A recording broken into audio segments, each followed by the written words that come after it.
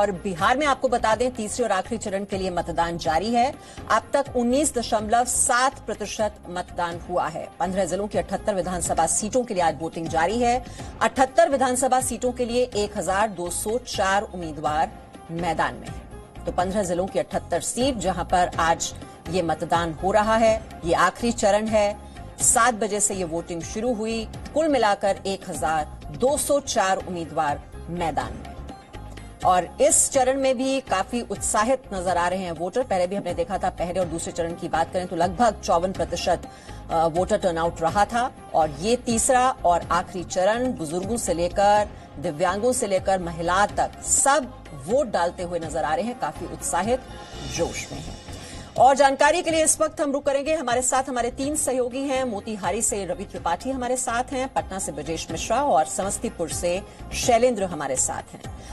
ब्रजेश, अभी तक हम देख रहे थे चुनाव प्रचार में बात हो रही थी विकास की, रोजगार की, लेकिन आखिरी चरण में ये ध्रुवीकरण का तड़का लगा ही दिया गया। ये दंगे वाली बात, गुजरात दंगों का हवाला देना, और मतदाता इससे कितने प्रभावित होते हैं? देखिए मनसा, ये राजनीतिक नेताओं के लिए ये जरूरी भी था, क्योंकि जिन जिन इलाकों में आप इस बार मतदान हो रहा है तीसरे चरण में, उसकी भौगोलिक स्थिति वही है। अगर सीमांचल का इलाका देखा जाए, वहां पे चुनाव हो रहा है, किशनगंज, अररिया, कटिहार, उन सब जिलों में इस बार मतदान इस चरण में हो रहा है। तो कहीं न कहीं ये मुद्दा आना था, अभी तक नहीं आया, लेकिन अचानक से कल आरजेडी के नेता अब्दुल वारिद सिद्दीकी ने एक विवादास्पद बयान दिया प्रधानमंत्री मोदी को लेकर, जो एक ध्रुवीकरण की ओर इशारा कर रहा था। तो निश्चित रूप से कहीं न कहीं ये उस इलाके में ये मामला है, और यही वजह है कि एआईएम के जो नेता है ओवैसी, वो वहां पे कैंप किए हुए थे उस इलाके में अच्छी संख्या में वो चुनाव भी लड़ रहे हैं। तो बिल्कुल तैयारी है, लेकिन विकास का एक मुद्दा है, वो भी रहता है। और खासकर जो चंपारण इलाके में भी मतदान हो रहा है, जो बीजेपी का गढ़ है। तो मीमांसा, ये जो तीसरे चरण का मतदान है, निश्चित रूप से सभी पार्टियों के लिए इंपॉर्टेंट है, और आखिरी दांव सबने खेल दिया। यहां तक कि नीतीश कुमार ने आखिरी तीर चला दिया कि इसके यहां तक कह दिया कि उनका आखिरी चुनाव है, इसके बाद वो चुनाव नहीं लड़ेंगे। ये दाव जो है हर कोई चल रहा है, क्योंकि आखिरी चरण है। रवि त्रिपाठी हमारे साथ हैं। रवि, जो बात यहाँ पर ब्रजेश कह रहे हैं, नीतीश कुमार ये कह रहे हैं ये आखिरी चुनाव है, ये हार का डर है, सहानुभूति बटोरने की कोशिश, और मतदाता इसे कैसे देख रहे हैं? देखिए, मतदाता हमारे साथ खड़े हैं, इनसे बात करेंगे, लेकिन बताना चाहूंगा कि बिहार में काबा बड़ा एक मुद्दा बना था। तो बिहार में काबा 5 बजे के बाद सील हो जाएगा, 6 बजे के बाद सील हो जाएगा कि बिहार में केकर सरकार, भोजपुरी में बोलते हैं कि केकर सरकार बनी। तो ये नौजवान मतदाता है, और तमाम जो पहली बार वोट करने वाले मतदाता भी हैं, और भी लोग हैं जो मतदान करने आए हैं। आप लोग क्या सोचते हैं चुनाव को लेकर? क्योंकि नीतीश कुमार ने कहा है कि मेरा आखिरी चुनाव है, उनको मौका मिलना चाहिए, कोई डेवलपमेंट उन्होंने किया उस आधार पर वो दावा कर रहे हैं। तेजस्वी कह रहे हैं रोजगार हम देंगे। तो आप लोग क्या सोच के मतदान किया आप लोगों ने? बिल्कुल, मेरा नाम अदीब है, और भारत सरकार ने हमें एक अधिकार देता है, राइट टू वोट। मैंने उसका यूज करके पहली बार वोट डाला है।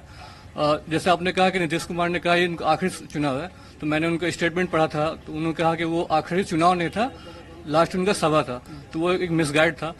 मैंने वोट देते वक्त मेरे माइंड में एक ही चीज था कि अगर बिहार में शिक्षा व्यवस्था को अगर ऑर्गेनाइज्ड वे में कर दिया जाए, एक सही टाइम पे एग्जाम ले लिया जाए, शेड्यूल निकाल दिया जाए, तो वो सही होता। जैसे मैंने तो जो इमोशनल कार्ड नेता खेलते हैं, उसका कोई फर्क पड़ता है आप पर कि नहीं? नहीं, बिल्कुल नहीं, नहीं पड़ता है। नहीं, बिल्कुल नहीं। आप पर कोई फर्क पड़ता है? क्योंकि नीतीश कुमार कह रहे हैं कि भाई हम एक तरह से उनका आखिरी चुनाव है, तेजस्वी कह रहे हैं हम रोजगार देंगे। तो किसकी बात पर आपको भरोसा है? तेजस्वी यादव।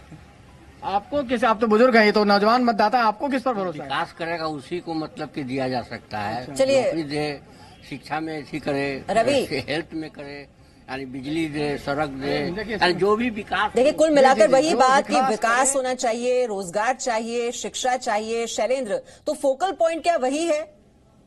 भले ही ये दाव खेले जा रहे हैं अलग अलग पार्टियों की ओर से, लेकिन रोजगार, शिक्षा, पलायन, यही मुख्य मुद्दे रहने वाले हैं जिसके आधार पर वोट दिए जा रहे हैं।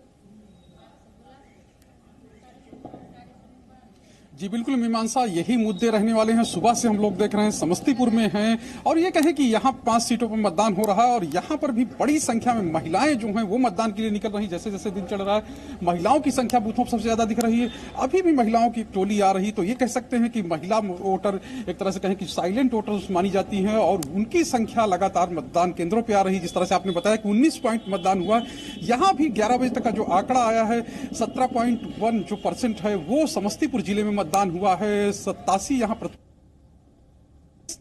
जी महिलाओं की लंबी लंबी कतारें लगी हुई हैं और यही हमने पहले और दूसरे फेज में भी देखा था। और आज ये मतदान का आखिरी चरण और इसके बाद जो वोट हैं उन पर लॉक लग जाएगा और उसके बाद नतीजे आएंगे 10 नवंबर को। लेकिन उससे पहले आज शाम 5 बजे महा एग्जिट पोल देखना आप बिल्कुल मत भूलिएगा। जी न्यूज पर यह विशेष कवरेज 5 बजे से। Presenting Z News app available on Google Play and App Store. Download it now.